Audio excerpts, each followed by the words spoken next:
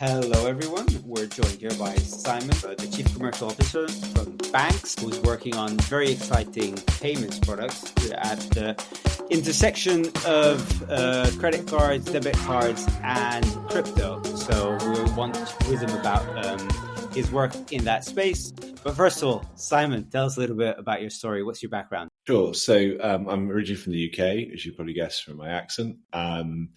But I'm not really sure where I live anymore. I think like most people who work in my space, it's probably the correct answer is in an airport or on a plane. But yeah, I'm Chief Commercial Officer at Baanx now. I originally started off in finance, so kind of started off working more on the kind of advisory side and working with kind of a lot of early stage and growth companies. Then I went to work for one of my clients, which is a large social media company, kind of spent a lot of time working between kind of London and the US actually for most of my career, and kind of did that for a long period of time. Really interesting to kind of work on that kind of growth journey and see kind of how things go from relatively early stage to relatively large, and watching things kind of move away from being kind of completely abstract to becoming integral to people's lives, which is probably the biggest shift I've seen in my life, right? Technology is now effectively the default, whereas before it used to be kind of an adjunct, right? It was a thing that you kind of maybe used. Then after that, I went to work in VC. So I ran a kind of VC investment group within a US endowment, mainly investing into early stage fintech and associated peripheral companies. And I believe, actually, funny enough, I may have invested in a business that you two may have both worked at previously. That's correct.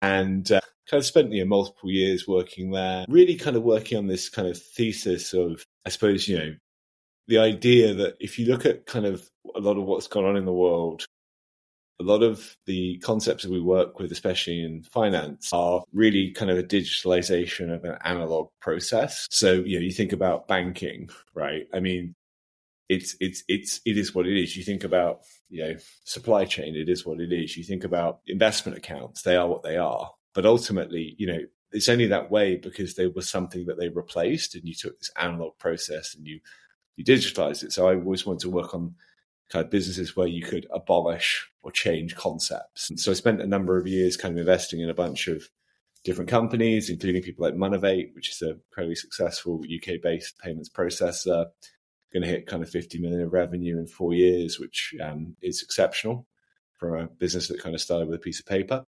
And then I joined Baanx just a little bit over 3 years ago, effectively to kind of work on building out the kind of distribution, the partnerships, the product, the model, but also to kind of look at how we could really take that kind of digital world of crypto and bring it down from kind of 5,000 square foot, where it's kind of accessible and people can see it, but actually they can't touch it, feel it, or use it.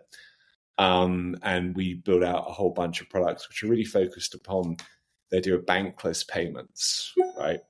Which I'm sure we will elaborate on as we go through this. So there's kind of there's a joke actually in the office that I like to say that I spent most of my career at the intersection between consumer, data, and transaction. And then the joke is that I'm not very good at any of them. That's why I have to keep going around. Equally, I've worked between finance, operating, and investment my whole career. So you could say the same thing again. So you're a bit of a jack of all trades then, Simon. What are some of the things that you've learned which have brought you to your thesis, and also some of the success stories that might have informed what you're doing, and maybe some of the car crashes that you've been on some of the way which taught you what not to do? So, yeah, that's a good question. So I think when you look at the thesis, right, I mean, you have to kind of look at the idea that kind of product cycle to some extent has reached almost reached its nadir, right? Because the thing that actually holds product back is human behavior. And that's the hardest thing to change, right? It's familiarity, it's concept, it's the idea of, hey, I go here for this, I go here for this, right? It's a bit like this idea of, you wouldn't want to go to your local supermarket necessarily to do your banking, right? As banks found out when they tried to go into local supermarkets, or when supermarkets tried to become banks. And ultimately, it's that kind of concept of you have human behavior, you have product, and then you also have technology. And my thesis has always been that technology is the bridge, right? Because if you can make something relatively straightforward where a user doesn't have to do anything, but they just have to have that kind of orchestration layer, right?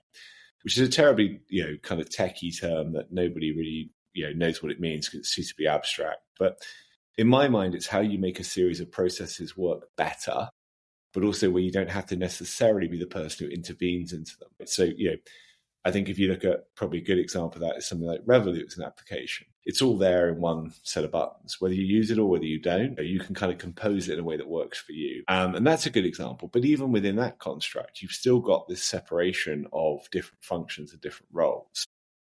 And, to some extent, why shouldn't I be able to tailor that to what I want? So my idea has been how you change concepts. So in terms of kind of your question about successes and failures, so I would say really probably, successes, there's probably two that spring to mind, and apologies in advance to any of our partners who aren't getting mentioned at this point. But I think probably, there's two. One is the Ledger card, right? So it was the first product to come out that was actually directly linking a card to a self-custody hardware wallet. So it was really kind of this concept of, hey, you've got this store of value over there that's sat in hardware and we're linking it to the real world. And that's really interesting because longer term, as we move towards on-chain within Ledger, which we're doing, you can kind of turn your Ledger device into a node, right? So in theory, you can use it as a remittance device, you can use it as whatever you want to use it for, but you kind of keep that access, but you can still choose to be off-grid. And that really, we were the first people really to do program with anyone like that. At the time it got a lot of attention because people just never see anything like it, and it was very different, and that's definitely a success. I think in terms of another one I would highlight, and it would be the Metamask card, right? So that was something that to me is pretty close to my heart because originally it was partially my idea, which was saying, look, custodial solutions, i.e.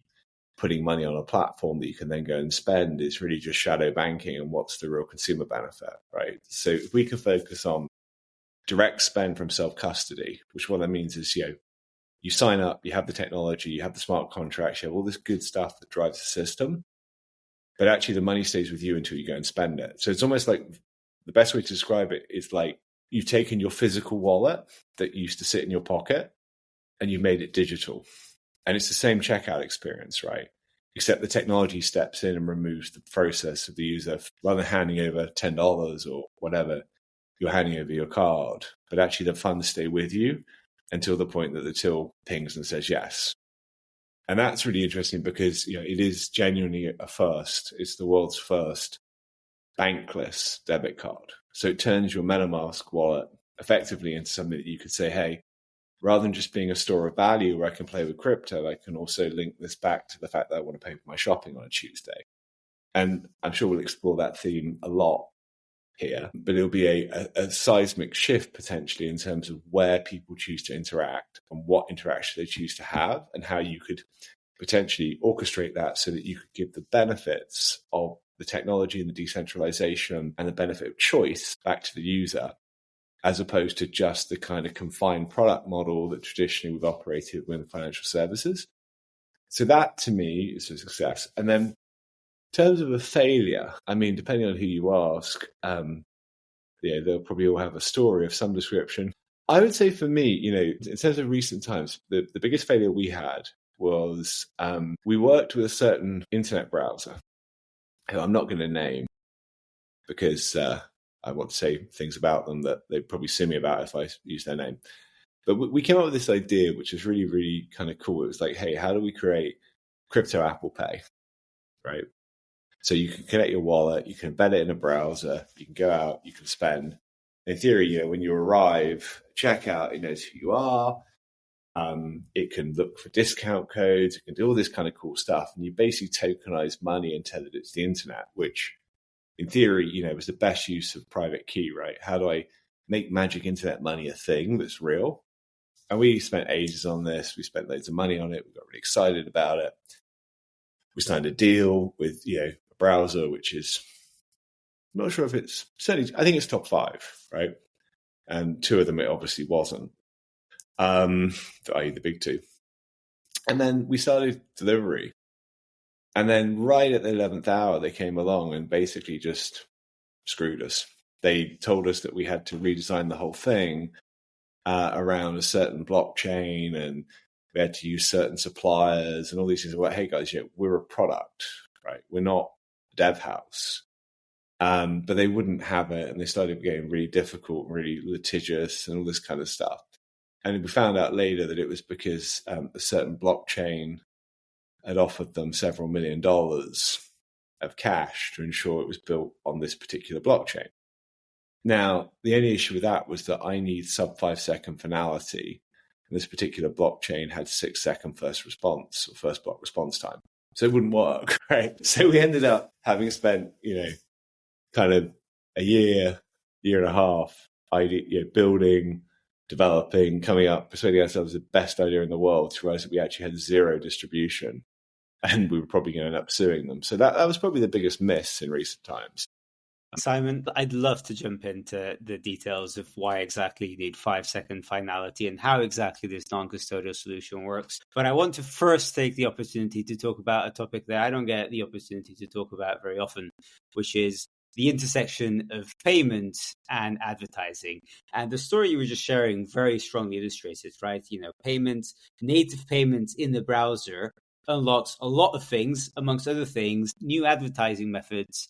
And I think there's a very, very interesting discussion to be had as to why so many fintech companies are getting into the advertising space. Given that you have a background in both payments and have worked at a large social media organization, what are your views on this? So I think it's an interesting question, right? So I think first and foremost, why are people getting into it? Well, I think that what's happening is when we talked earlier about end of product life cycle subject to behavior, right? There's a certain amount of like, hey, I can give you something that's slightly better than the last guy, but actually that's fractional. It's not necessarily interesting, right? I wouldn't necessarily switch a bank account because somebody was paying 4% and someone was paying 4.1, right? It's not marginal. It's so marginal that for most people, they're not going to sit there and say, this is worth doing because I'm going to go through all this hassle to earn an extra $3. Mm-hmm. So I think the reason that people are going down the advertising route is that really it's a direction of product. It's a direction of trying to understand the consumer more. So if you think about it like this, what you really want is a product that understands you. And if you think about technology, that's why people like Google, for example, or Apple have been really good at building out strong, sustainable business models. It's because they do understand the consumer. And actually, there's never been that level of data feeding through into financial services. Financial services have been treated more like a utility over the years. I mean, if you think about it in this sense, right, the person who makes the bathroom in your house probably makes more money out of that than the person who puts the water supply into your house, right? Mm-hmm. Because one is a product and one is a utility. Mm-hmm. And ultimately, I think that a lot of banking was a utility. Then it got disrupted and now it's trying to become a product. And I think when you look at why do people want to put advertising in, well, because you've got to pull something in and get to that kind of panacea moment where you're like, haha, eureka, I've solved this. I can give you 5% cash back and I'm not paying for it. Someone else is. Yeah. I think the other thing with that is that nobody's ever really successfully solved the biggest challenge in retail, which is very straightforward, right? I go to a shop every day. I buy something. I leave. I don't give them my details. They don't know who I am and they do not know how to contact me, right? So if you start to build that kind of virtuous closed loop between the financial services platform becoming the form of orchestration layer that can match consumer to retailer, you actually solve 3 problems. Problem 1, the oldest issue in retail, you don't know who your customer is. Problem 2, user behavior, can't be bothered to fill out a card with details or doesn't want their data shared in that way. But problem 3 is there's no platform that can facilitate that seamless exchange. So, I think that what you probably see is people building out a model where they're like, hey, I know you shop here because I can see that in your data and we have a special offer and we're going to send you a push notification now. And suddenly you've started to kind of create this huge visualization of profile of user, but also, it's lucrative, right? For retailer, they've got direct targeting, i.e. they're not spending a regret spend on putting adverts on the side of a bus that actually nobody goes into the store for. And from a fintech or financial perspective, you're actually starting to commercialize that data that you collect, that you have to collect, but actually before you didn't know what to do with it. Yes. I mean, in the last year, you've seen, I think in 2024, you saw PayPal, Chase, Revolut all launch within a space of 12 months some sort of advertising venue, sorry. And as you were mentioning, banking in itself is a highly commoditized business. Advertising has 50% margins. So you really want to get into advertising if you can. Absolutely. Talking about the intersection of advertising and payments. Today, as we record this, Spindle, the company that was founded by famous former Facebook and Apple exec Antonio Garcia, I'm going to say Marcus, but it might not be Marcus, was acquired today by Coinbase. So Spindle, what they were trying to do is advertising attribution based on blockchain. So based on actions that you can do on an open network, which may inform the effectiveness or lack thereof of advertising campaigns. And now, I don't know the details of this acquisition, so I don't know how successful they were or they weren't. However, you guys have an on-chain product that has a lot of commercial transactional data that could be of interest to advertisers. So can you just briefly explain to us, what does this non-custodial card payment system look like? What does your product look like? Absolutely. So the easy way to describe it is like open banking for crypto, right? So in theory, I can connect my wallet to a card. So I'm basically taking this kind of digital abstract asset that sits in the wallet or in the cloud or wherever people store it. And as long as it's on chain and it's EVM compatible, I'm connecting that to the real world via a physical card. Now, the interesting part about this is, of course, on all sides that I abstract away the complexity, or we abstract away the complexity. So what that means is that to the user, there's no change to the checkout experience. They just go, they swipe, they have funds connected, they can spend them. The merchant, they receive basically a transaction, which obviously settles. The interesting part about that really is the bit in the middle, which is the fact that we're really the only people who know where the money came from and what the funding source was. And that's where life gets interesting, because you start to collect this unique data set where you can say, well, actually, you could go to a retailer and say, hey, I know that 8% of your volume is crypto.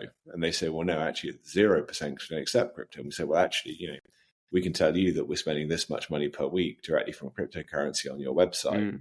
You just don't see it. And that's where the interesting thing is, because one, you get the ability to capture a non-standard group, right? And the biggest thing in advertising is always that kind of, consumer profile, right? You must be sick to the teeth of talking about these things, given where you guys have been working, right? But you've got this kind of consumer profile, but there's always the bucket of other, and others not understood, right? It's not standard, it's not conventional.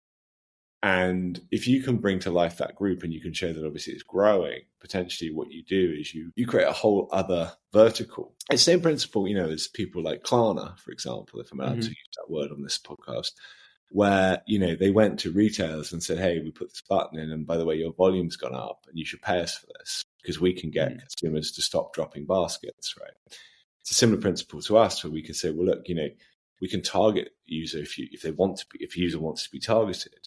But in addition to that, we're collecting a unique data set. And also, the other thing I think that's also quite interesting is that, if you look at, for example, the Metamask card, we're either live or in pilot at the moment in 37 countries.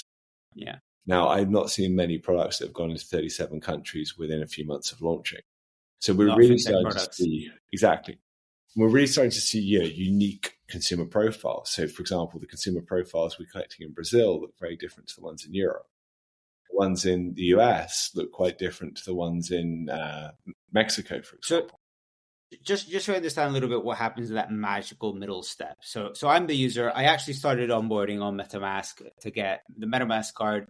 So I start there. I have to go through this verification, right? I go through 2FA, validate my email, my phone number, do some sort of identity verification. And then I end up eventually with a digital or maybe even physical card that then I can use to tap in a store.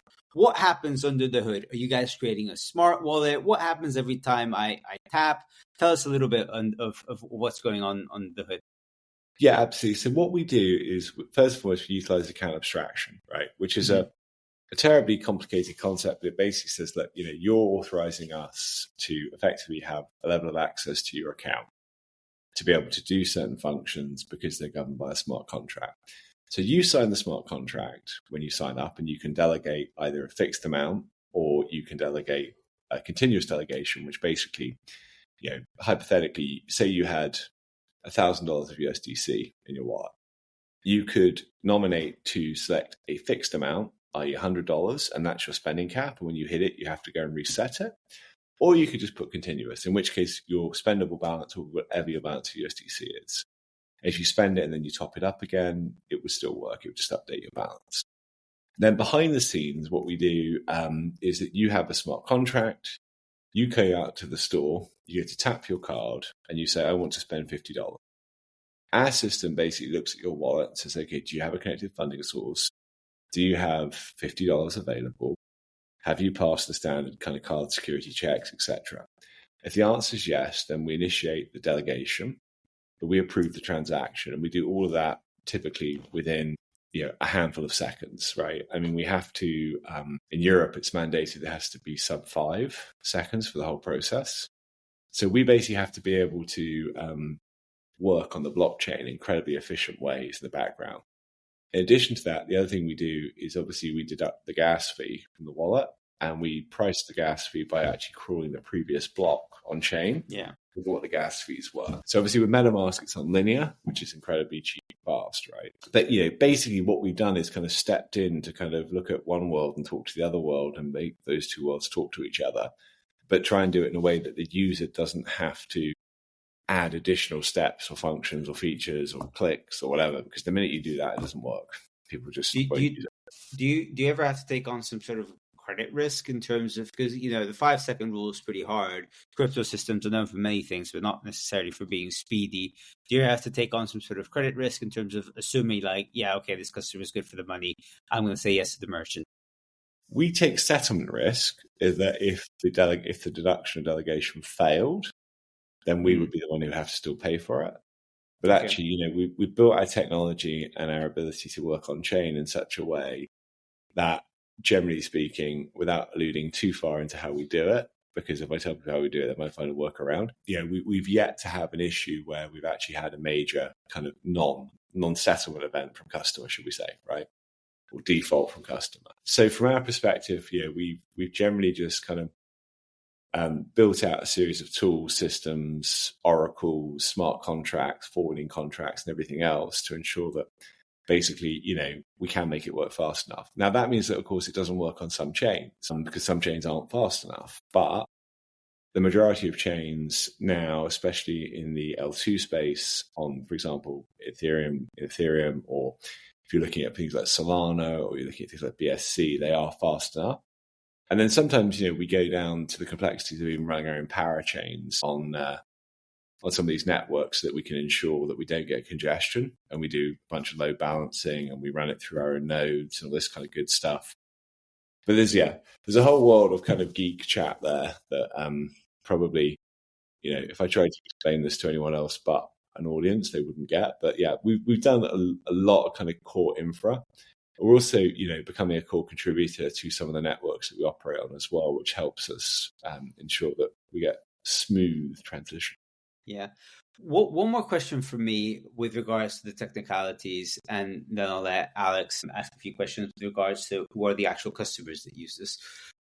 So my question is with regards to chargeback risk, right? Because the whole chargeback system was not built with this in mind, which means that there might be some weird corner cases that you guys have encountered. Can you talk a little bit about that? So, chargeback risk is a known risk, right? And anybody who chooses to operate in this world, you always know that you're going to get a certain amount of chargeback, right? But, we've found, generally speaking, that the chargeback rates have correlated to normal card scheme. Because at the front end, you're still using a MasterCard or a Visa debit card. And the consumer is still protected by the chargeback rules of Visa and MasterCard, right? So from our perspective, yes, we have to manage chargeback risk. And yes, as we go into different jurisdictions, you see different profiles of chargeback or different reasons for chargeback. But on the whole, generally speaking, we haven't seen significant chargeback issues, because the thing is, you still have to create an account, you still have to sign up, you still have to be KYC, you still have to do these other things. And we've got some fairly advanced kind of fraud monitoring and fraud detection tools in the background. We work with people like FeatureSpace, where, when those things are coming in real time, we're actually looking for fraud in real time. And if you're capable of doing that, and then when you get the message, which is what's known as a request to fund or an RTF message, which is basically the card scheme saying, do you want to fund this transaction? We give each transaction a point score. And if it doesn't meet the threshold, we will decline it and then check it with the user. So yeah, generally speaking, it's I think we've been pretty successful at getting those chargeback rates into the very low single-digit percentages. Simon, I want to understand, who are these guys using your product? Like, how did they even discover your product? Are they Googling you? If they're Googling you, how did they discover you? And what problems are they trying to solve? Yeah. So our distribution model traditionally has been via partnerships, right? So we work with people like Ledger, obviously, as I mentioned earlier, with OneInch, with Metamask. So we become a kind of native product within their application. So they refer the user to us. And we took the view of, hey, in this world, it's easier to work in partnership than it is to work in standalone. Because unless you really want to build out a full product stack with a card on the end, you're better off kind of putting the card as an integral integration into the system and then allowing the user to use it. In terms of user profile, I think, we see, depending where you are in the world, I think you do see different profiles, right? So I think, if we look at a market like Europe, you really see kind of three core consumer groups. So consumer group one, which is actually universal, is people who want to be self-custodial, right? They want to be their own bank. They don't necessarily like financial institutions, but equally they have to exist in this world, and therefore they need access to financial services. And that's a group that I think, as the next generation of product creators come along and they start to build out some cool stuff using blockchain and underlying technology, I think you'll see that group will continue to grow. A bit like millennials were the generation that shifted to neobanking, right? I think that trend could come. I think there's group two, which are basically people who in Europe you see. Group two, you see basically are people who have significant crypto assets, but they want real world liquidity. So they're people, they want to buy a house, they want to buy a car, they want to renovate their house, they want to buy a kitchen, whatever. And they're like, hey, I don't necessarily want to spend my crypto. Maybe I'll borrow against it on Aave or on our platform or something like that. And I'll just use that money to pay this bill, right? And then I think group three are generally people who believe in the principle of crypto, and they like the idea that they have this ability to kind of trade, to earn, to do all these different things, and they like that fact that they can play. And that group, often you see kind of fluctuate. So when the market's good, they're a very powerful consumer group. When the market is bearish, they're probably kind of hodling away and buying more crypto and not necessarily spending any. But then if we look into kind of, the emerging markets, and actually, for me, it's been mind-blowing. And some of the kind of stories and user stories we've seen in places like Brazil, and some of the currency-restricted markets like Colombia and Mexico, right, where, by default, people are seeing 25 to 30% additional purchasing power because they're buying in a dollar-denominated card as opposed to local currency, right? You look at somewhere like, for example, Argentina, which is a market we hope to get to shortly, where you have hyperinflation, you have devaluing currency. And if you want to get into a US dollar bank account, most banks, because it's a restricted currency, they have a minimum requirement of, say, $10,000 of US dollars to be able to open an account. Now, for the average Argentinian, the problem they have is that the hyperinflation, the devaluation of local currencies so far that generally they're getting further away from it every month rather than closer to it. So just being able to switch those people out into, for example, stable coins like USDC, where they become dollar denominated, they shop in dollars. It's almost like a point of inflection where you're seeing that user move from being working class to being middle class by default because they're 30 or 40% better off and they've got a way of protecting the value of their assets. So I think, it's not like the traditional world where you said, hey, I'm going to go and build a credit business. I'm going to do it in the UK. And your personas were just very static. This is much more like a tech-first business where, my user in India might look different to my user in, America, right? Some of my product features and my product functionality might look a little bit different as well. But the key to this really is to make sure that, you're democratizing access. And what you're really doing is saying, hey, if you've got a mobile phone, you've got access to a wallet, you've got access to a basic range of financial services, you get to a point where you're basically reaching financial inclusion. How do you guys scale so quickly across different countries? Like, if you speak to Monzo, I think they've been planning their US launch for about 10 years, probably never done it, or haven't got a plan to actually get there in the next year or so.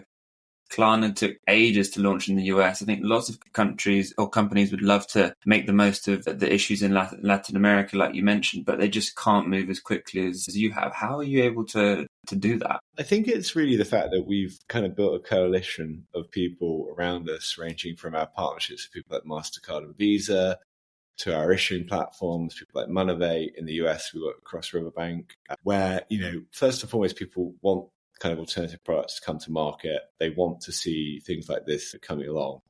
But in addition to that, we've kind of always decided that because we're building kind of ground up, if you think about it, we go all the way through from the blockchain to the consumer via the partner with the bits in the middle, including the payments. And we've basically had to kind of, get buy-in at every step of the journey. And we're always very clear that, payments are a local issue that in our view should be a global market. Technology is global, therefore why shouldn't this be? And we've really been fairly strong advocates for the idea that we would go into different places like MasterCard or Visa and say, guys, you can't restrict me here because I have users everywhere. And if I want to go and work with, a Metamask or a Ledger who have users globally, I have to be able to show them how I'm going to reach that consumer.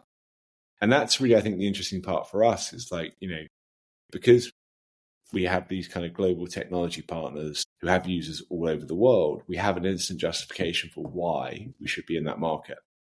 And that really is a big thing because people don't want to have 18 different products connected to a wallet. They want, a handful of products they understand.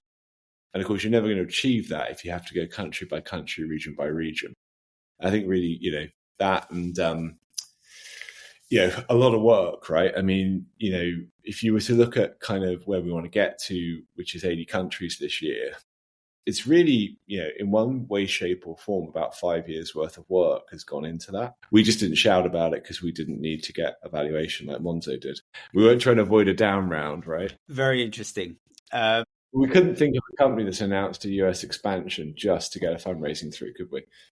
No, I can't think of anything like that. Actually, this week we spoke to the chief head of contractors, at remote.com. Mm-hmm. And remote.com launched something very interesting last month in partnership with Stripe off the back of their Bridge acquisition, which is that they're now doing disbursements to contractors all over the world using stable coins, which apparently is a very popular product feature that a lot of contractors have been asking for. And my question to him was, well, how are they going to solve the last mile problem? How are they going to be able to pay their bills to go to the supermarket, to do anything wherever they live with stable coins? And it sounds like you have the solution. Yeah, absolutely. We do. Yeah, stable coins are an amazing use case, especially for remittance, right? I actually was messing about with something yesterday and I was able to send someone $1 whilst I was on the phone to them who sat in Phoenix, Arizona. And he's able to redeem that $1 because of who he banks with, right? But that's the edge case, right? That's, someone who's used to receiving those types of payments. But if you're thinking about, a contractor business where, you could be managing accounts for someone anywhere in the world, the idea that you could link that to a card and that could be your off-ramp, because you could, often in a lot of countries, you could do card-to-card payment anyway. Mm-hmm. So I could send money in some places from my card to my other card to link it to my bank account, and it's real time. There's also stuff like Apple Pay, which you can use to load certain accounts. Like Revolut's a good example. I do it all the time. I just want to move a few £100 to Revolut. I just swipe Apple Pay, right? So there's stuff like that. But we're very much in that world. And the really interesting about stables is like you kind of see that foundation layer, and then you get down to the question of the last mile, and we've solved part of that. There's also a question about how you can do push to pay to local bank accounts, but then you also then get like a third set of problems, which is like FX, right? So we partnered with our friends at LMAX, who are one of the world's largest currency exchanges, to basically build out a back-end kind of multi-asset token marketplace. But the idea is that we're making pairs in different currencies, because the big issue is if I send you if I send you USDC, but you want Australian dollars, you've then got to go and find a conversion that works for you and that's fair. So that's a challenge that we're well on with trying to solve. And hopefully, the whole world will move to supply chain payments going digital, because then you don't need a bank, right? I was reading some statistics this week that said by 2030, 74% of all payments will not involve a bank. And let's try and make that like 94 if we can. Yeah, I think that's a very, very interesting topic. And I really want to get into the topic of non-custodial neobanking with you. And I want to talk about what does a world with no banks and fully dollarized digitalized payments look like. I've actually got an article coming out on that tomorrow, the 1st of February. But before we do, I know that you guys have been working really hard on a new set of products that you're going to launch, and that perhaps you're able to give us a bit of a sneak peek. Can you tell us a little bit more about that? Yes, I can. So I'm guessing we're talking about a physical product here. Possibly. That would be a first. So we sat down kind of, last year for many, many months. And, we've been always kind of pushing this idea of, hey, we need to make a physical card, right? But we also need to make a physical card that basically stands out and is cool. So we spent a lot of time working with the kind of Metamask consensus design team, and also with our friends at CompoSecure, who make the Arculus chips in the US, to basically say that how do we make a card that basically has like a look, a feel, it's almost like the brief to Craig was like, imagine Steve Jobs was going to design a debit card. How do you make it, right? So the first thing is it's got to feel and look different. It's got to be seamless, right? So we selected a 16-gram metal card, which is pretty heavy. It's actually the same card that Amex use for their premium cards. So if you've ever seen a premium American Express, like a Platinum or a Centurion, it's the same weight, right? And then we're like, okay, we've got to do something with it that really shows it off and actually gives it a texture or feel.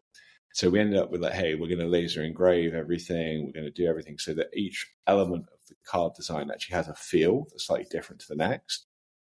We then went to talk to manufacturers who told us that on average, it takes 46 minutes to engrave these cards by machine each, which for context, I think an Amex card takes about a third of that. But yeah, we'll be going out with a gated experience, which is basically that you can buy an NFT that you can redeem for a metal card, because we wanted to give users both the benefit of a collectible and some additional rewards for buying the NFT. But then you could also redeem it for one of these, which is your Metamask metal card. And the bit you won't be able to see here, but for example, if you see the MasterCard logo, that's actually engraved into the card. So you can feel that. Same with the Metamask logo. Same with the Fox. You see all of these things here, these lines, you can actually trace your finger along. And it's actually like multiple different colors. So if I change it like that, you can see it looks slightly different. But we wanted to kind of get to a point where we had a card that looked like nothing you've ever seen before. But also, so that when you take out your wallet, people will be like, hey, what's that? And I think, not many people have really gone that deep, right? I mean, if you look at, for example, a Revolut Ultra card, I mean, it's kind of cool, but, it's been around, that kind of design, for a little while, right? It's not sexy. It's not exciting. It makes my JP Morgan Chase card look like something my mum should be using. So, yeah, and that's a first, right? That's the first time that we've done a metal card. It's the first time there's been a metal card that's basically been linked to self-custody spend, direct self-custody spend, on-chain, I should add. And also, it's the first time that actually consensus have shipped a physical product, ever. Everything has always been digital. And obviously, it's provided by us in partnership with Consensus. But to us, it's like, it's really exciting. And what we really want to do is, honestly, I won't tell you what these cards cost, right? But they're like 3-4 times what you could have got a metal card for, right? Mm. We really wanted to over-engineer this to kind of make it something that would stand out, because we really want to show people that like the benefit of why you should become non-custodial and why you could become non-custodial. And of course, a big part of that journey is to kind of make something where people are like, cool, what's that? I'm curious. And that was really the big hook on the physical card of like, hey, let's just go crazy. Let's make a card that wins awards. Because it's been a little while, I think, since anyone's seen anything cool, right? We all remember like, Metal Monzo or Metal Revolut or whatever. But it's kind of become a bit stagnant. There's been a while since I've seen something like, what's that? And I presume this will be, or you guys expect this to be most appealing to I think it was the first or the second use case, the crypto ideologue, the person that likes non-custodial for the sake of being non-custodial, that possibly also has significant crypto assets and is probably telling his friends all about it. Exactly. Yeah. That guy. The one who no one wants to talk to when the market's down. Everyone wants to ask him what crypto to buy when the market's up, right? Exactly. That's not me, by the way. But yeah, imagine how cool it is when you're, sat at dinner and you want to pay the bill, and they bring the bill, you put your card down, you pay, you think, I am actually my own bank in this equation. Yeah, that is very interesting. Although I have to admit, Simon, lately I have also been slightly concerned with being so openly associated with the crypto space, particularly given what happened last week, I think, with the Ledger co-founders kidnapping and finger removal. So I assume that there, maybe people will forget about that by the time the card ships. Yeah, look, I mean, that was shocking. And obviously, we work with Ledger, and I mean, I actually haven't had the conversation with them, but I mean, imagine what it must be like going into work the next day if you're a Ledger employee. So, it's, I understand that there's been a bit of an issue with criminal gangs in France specifically, targeting people like that. But, look, at the end of the day, I mean, do you really take any greater risk, right, being a crypto user? I mean, the reality is people target you because they think you're wealthy, right? Yes. If you walk around London with a $100,000 watch on your wrist, driving a Ferrari, and carrying a shopping bag from Louis Vuitton, realistically, if you do that every day of your life, it's just a matter of time until someone decides that they want what you've got. I mean, quite frankly speaking, if you're walking outside on the street with an iPhone in your hands, you're also at risk. That happened to me. I literally had my phone grabbed out of my hand. And I was not happy about that. I can imagine. Yeah. But no, I mean, yeah. I want to talk a little bit about, because we've got, I think, 15 more minutes. I want to talk about this pretty radical concept that we've hinted at, discussed that, but this idea of the end of banking, the non-custodial neobank, the non-bank neobank, which has all these properties like the ability to launch in 50 different countries, 80 different countries within a year, far fewer middleman fees, etc., etc. Give us your non-custodial neobank vision, because I think it's very interesting. So going back to what I said earlier on, at the very start of this, right? It's like, it's a change of concept, right? So if you think about this, I mean, once upon a time, you look at the interaction that maybe my parents had, right? When they first wanted a bank account, they went to a bank branch. Why? Because it was the only way to get a bank account. There was no internet. I mean, when my dad was born, there probably wasn't the telephone, right? And you then go forward and you're dealing with a physical commodity like cash, right? So you kept in the banks, it was the safest place to keep it. But then over time, like with anything, concepts evolve, and you get to this point of saying, well, why do you need a physical branch? Well, you don't really, because we don't deal in cash anymore. I mean, I think I could probably count on the fingers of both my hands that the number of times that I've been to a physical bank branch in my life, I have no need to, right? It's only been the odd occasion where I've needed to pay something in, or like a check or something ridiculous that someone sent me that I didn't want. So you say, well, that's where you start. And then, for that generation, it moved online, right? And now, people do online banking. But then you say, well, hang on. If you're the first generation that never had physical proximity to cash, that never had physical proximity to a bank, you don't get anything from that interaction, because the bank's not going to give them a mortgage just because they're going to a branch. Everything moves online. Now, when you start to look at that, you say, okay, well, let's look at the product, right? And let's look at the generational shift. And ultimately, we're dealing now, especially with like Gen X, etc., with the first generation that probably do trust technology. They don't have the fear of it that other generations have. They've grown up with it. It's innate, right? It's listened to every conversation they probably had in their life, right? It turns the heating up and down their house. It's the thing that they use to interact with the world, right? And the reality is that your mobile really has become your gateway. Now, my view on life is to say, well, look, if you look at that generation and younger generations, they're just becoming increasingly more digital and increasingly more trusting of technology. In fact, I'm sure if you went and spoke to the average 16-year-old and said, do you trust AI more than you trust humans? They'd probably say that they trust AI more, because most of them use it to do their schoolwork, apparently. So you take that forward and you say, well, look, okay, then there's a ripe market for disruption, because time changes everything and time evolves everything. and you've got this kind of nascent generation where you say, well, okay, why do I need a bank? What is the benefit of needing a bank? Why should I not be able to have something on my phone, my wallet, which in this instance acts as a non-custodial bank? I am the bank, no one else is. I control my money. I want the best rate. I don't want the rate that someone's offering me. I want to find the best rate and I want to connect it.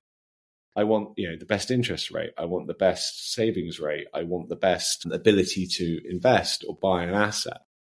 I want to be able to directly interact with a retailer who wants to give me something. And all of that becomes the container of the wallet. So then you say, well, look, how does this world that I live in, i.e. blockchain, really become key? Well, it becomes key because you've got to build the next super app on chain, right? If blockchain is to really catalyze and become the future, where we have this kind of world of distributed ledger technology, visualization, ability to see things, ability to do things, the ability to make everything global, instant, and seamless, you've got to build the killer app on chain. And that's the next Robinhood, or that's the next Revolut. And I think the interesting thing is if you look at the technology that's as it's emerging, and then you look at things like agenics, right, i.e. AI agents that can perform tasks for you, you start to see a world developing very quickly in which you can kind of abstract away the biggest problem that blockchain has, which is UI, right? It's complicated. You wouldn't want to explain it, right? I work in this space, and even when I go from play with a different chain or different wallet, sometimes I have to literally sit there and think about how to do something, right? Because it's not obvious. And I work in the industry. So, my thing would be to say that, you're looking at, I can put you in 80 countries. I can link you to the real world. So if you're a product creator, come along and fix the UI, make the product that people want, make the ability so that my wallet could look different to your wallet. Don't constrain those products so they don't need to be constrained, because it's not a technical constraint. It is a product choice constraint. But actually trust the user to make their decision. And if you do that, I think genuinely, you could make a product that's better than a Revolut, which I think, certainly in Europe is best in class, right? It's a great product. But you could actually beat that because you can understand more about the user and you give the user access to more things that the user wants, right? And that really is where I see the future of self-custody banking, because what you're doing is you're removing all these layers of aggregation that are unnecessarily there, right? Yeah. You can create an environment. Sorry. Yeah, no, I think the value proposition of this is particularly powerful in places where the local currency is not nearly as desirable and ingrained as the US dollar could be. Exactly. So whereas in the UK, we have instant payments even on weekends, and we can transfer money to each other, and the pound doesn't radically lose value from one year to another, although it's also not performing great, but radically doesn't change overnight. That's not true. And I just think back to the conversation that we had with the people at remote.com. And if you live in a world where you work online, you get paid via stable coins online, and you have an online self-custodial crypto wallet that you can then use to go shopping around using MasterCard. You can transfer money to your landlords, to your friend via this same non-custodial neobank app. Yeah. We end up in a world where, first of all, we end up dollarizing everything. Mm-hmm. Secondly, we end up getting rid of all banks, which has very, very interesting implications for, how are people going to get mortgages in the future if banks no longer hold everyone's cash? Absolutely. You raise a few good points there, right? I mean, if you look at dollarized, the thing is, right, it's true about UK faster payments, right? However, if I want to hold money in a currency that's not GBP, the banking system in this country is not designed to service those users, right? So for a long time, I got paid into a UK bank account from America, and I was paying the most insane fees just to be paid, right? So that's use case one. I think, though, if you look at, if you're a bank, I mean, you don't make money out of current accounts, right? I mean, that's why, to some extent, if you look at the banks where they allow people like Monzo to grow, Monzo, to some extent, for a lot of banks, actually removed the financial pressure on them to service users that were not necessarily viable users, right? They took away the least profitable users, and equally, people like Monzo and Revolut who give an account to anyone were the obvious kind of argument for a bank to make with a regulator as to why they didn't need to give some people bank accounts, right? And that to me is exactly what stinks about the world in which we live, right? Why should we be in a position where people have that level of of your life or my life just because in a lot of instances there's something in your credit file they don't like, or in the alternate, they just don't know who you are because you may have moved to this country from another country, right? Or you may even be British and have lived abroad and come back and you can't open a bank account. But I think if you move towards, what does the future of banking look like? I always believe that these things evolve. And I always believe that when you look at organizations, large banks such as Barclays, for example, right? It's not a particularly well-run bank. They haven't been performing very well, but they have enough balance sheet assets that eventually they'll find a management team who know what they're doing and they'll find a future and they'll reinvent themselves. But ultimately, banks make money off lending money. That's what they do.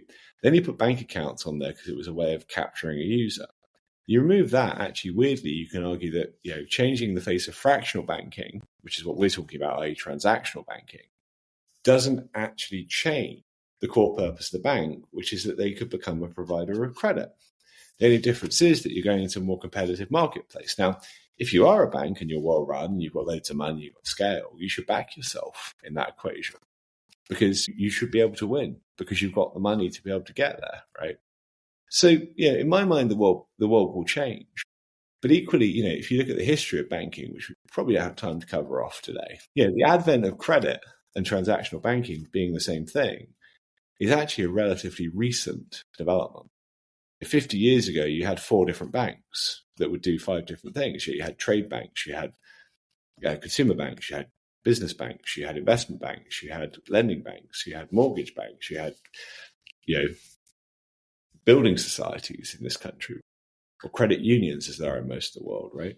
So, it will just become an iteration. The key is, does that change come about because of a positive development? And that positive development is access, inclusion, and ability to actually access better product. Does it come about because it's forced? And the reality of it is, as long as it's a positive step, it's the equivalent of saying, hey, I'm moving from the fax machine to email, or I'm moving from a 20-year-old car to a brand new one, right? It's an obvious upgrade for the consumer, and therefore that's why the consumer will choose that. Simon, thank you very much. We're going to leave it at that. Thanks a lot for joining us today. Thank you very much.